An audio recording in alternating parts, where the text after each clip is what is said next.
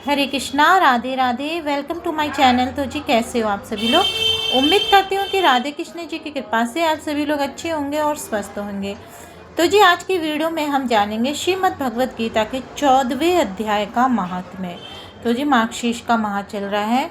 आपको नित्य दिन आपको श्रीमद् भगवत गीता का पाठ का अध्ययन जरूर करना चाहिए। साथ में विष्णु सहस्त्र नाम का और गजेंद्र मोक्ष भी की कथा को भी आपको ज़रूर पढ़ना चाहिए। तो जी थोड़ा सा भी समय निकाल कर आपको श्रीमद् भगवत गीता का पाठ तो करना ही चाहिए। तो चलिए अब हम शुरू करते हैं श्रीमद् भगवत गीता के 14वें अध्याय का महात्म्य। श्री महादेव जी कहते हैं, पार्वती अब मैं भवबंधन से छुटकारा पाने के साधनभूत 14वें अध्याय का महात्म्य बतलाता हूँ। तुम ध्यान देकर सुनो। सिंघल द्वीप में विक्रम बेताल नामक एक राजा थे जो सिंह के समान पराक्रमी और कलाओं के भंडार थे। एक दिन वे शिकार खेलने के लिए उत्सुक होकर राजकुमारों सहित 2 कुतियों को साथ लिए वन में गए।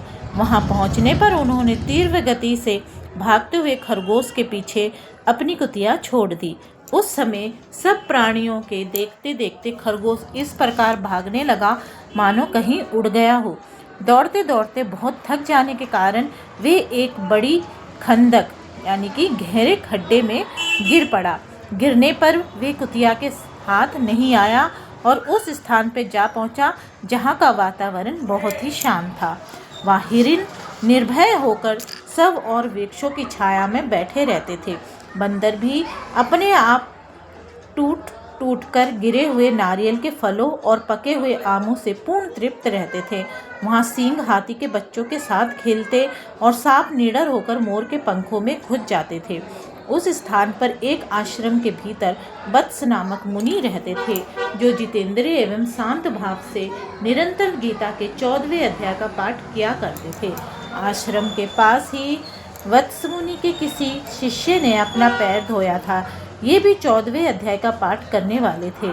उसके जल से वहाँ की मिट्टी गीली हो गई थी। खरगोश का जीवन कुछ शेष था। वे हाँफता हुआ आकर उसी कीचड़ में गिर पड़ा। उसके स्पर्श मात्र से ही खरगोश दिव्य विमान पर बैठकर स्वर्गलोक को चला गया। फिर कुतिया भी उसका पीछा करती हुई आई।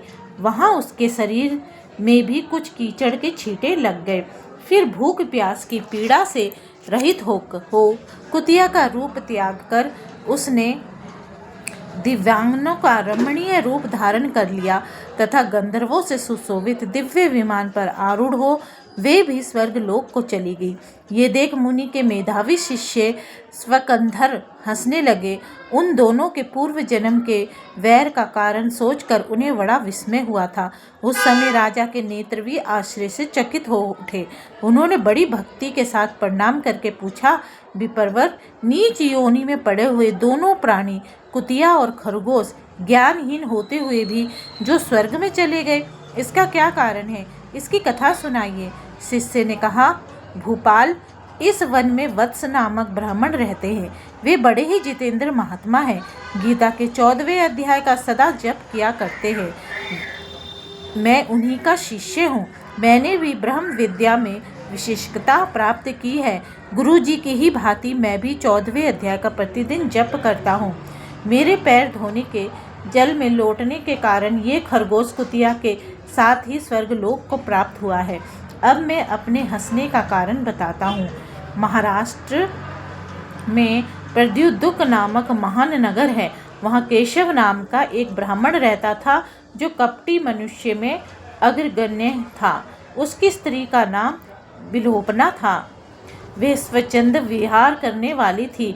इससे क्रोध में आकर जन्म भर के वैरों को याद करके ब्राह्मण ने अपनी स्त्री का वध कर डाला और उसी पाप से उसको खरगोश की योनि में जन्म मिला।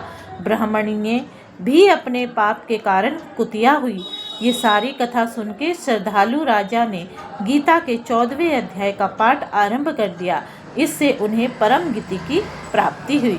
तो जी श्रीमद् भगवत गीता का 14वां अध्याय यहीं पे समाप्त। उम्मीद करती हूँ कि आपको आज की कथा अच्छी लगी होगी। अगर आपको आज की कथा अच्छी लगी तो कथा को लाइक एंड शेयर करना ना भूले। हरे कृष्णा, राधे राधे।